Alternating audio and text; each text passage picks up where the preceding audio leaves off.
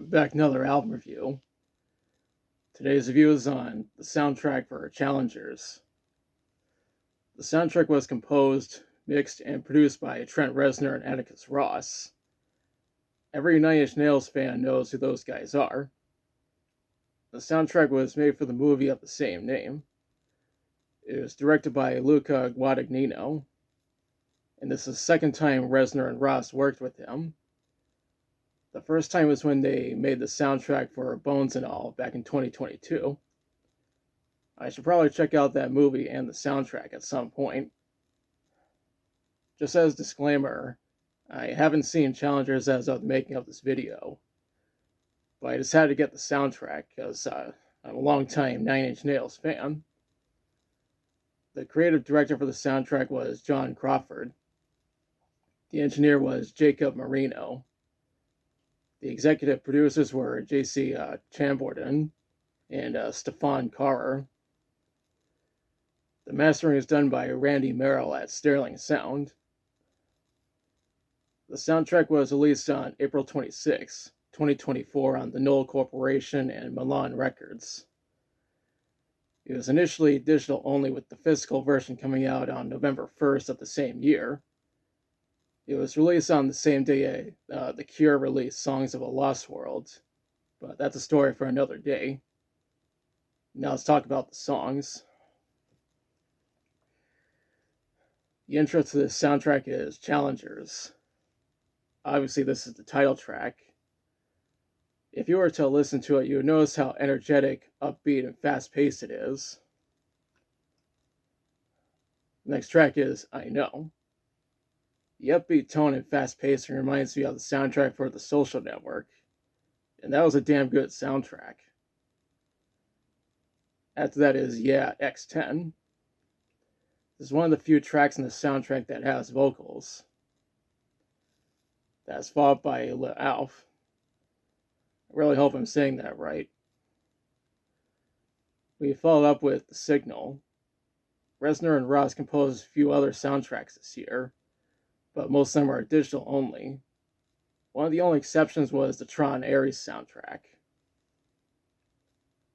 Next up is Brutalizer. I gotta admit, that's a really cool name for a song. Up next is Stopper. Reznor and Ross took some cues from rave music of the 90s when composing the soundtrack, even though Nine Inch Nails have been around since '88. Right after that is Brutalizer 2. This is the sequel to the previous song. The following track is The Points That Matter. Nine Inch Nails are primarily industrial rock, but the soundtracks that Reznor and Ross composed show that these guys aren't afraid to go outside their comfort zone. The track after that is Lullaby. I read that Nine Inch Nails announced a few other projects in 2024, including the Peel It Back tour and the Tron Ares soundtrack. The track that comes next is Final Set. But this is far from being the final soundtrack these guys would compose. The track that follows is Pull Over. I really wish more OSTs would get physical releases like this. What comes next is Friday Afternoons, Op 7, A New Year Carol.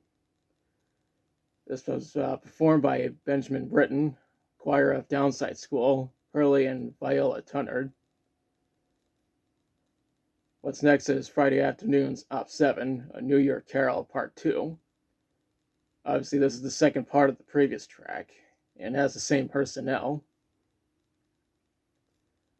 The second to last track is Challengers, Match Point.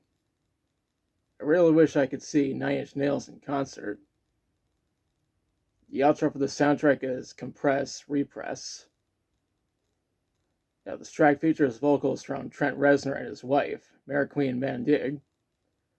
Luca Guadagnino wrote the lyrics. The mixing was done by Serban Gania, with assistance from Bryce Borden.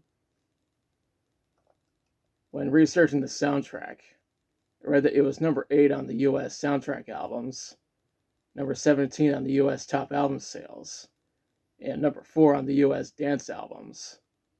The highest it charted was #1 on the UK soundtrack albums. It even won Best Score awards at the Golden Globes, the Los Angeles Film Critics Association, the Critics' Choice Movie, and the Chicago Film Critics Association. Paste even placed it as number 74 on their list of the 100 best albums of 2024. Now for my thoughts. I think this is a great soundtrack. I'd argue that it's some of the best material that Reznor and Ross have made without the Nine Inch Nails moniker. I even included on my list of the best albums of 2024, and I think I placed it as number 7. I am going to include some soundtracks on my list of the best albums of 2025, so look out for that.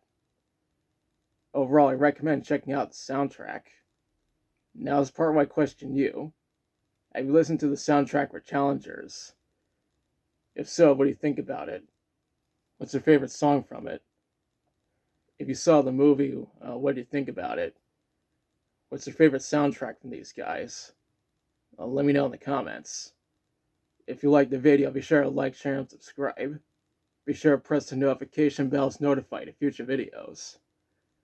Thanks for watching, and I'll be back soon with another review.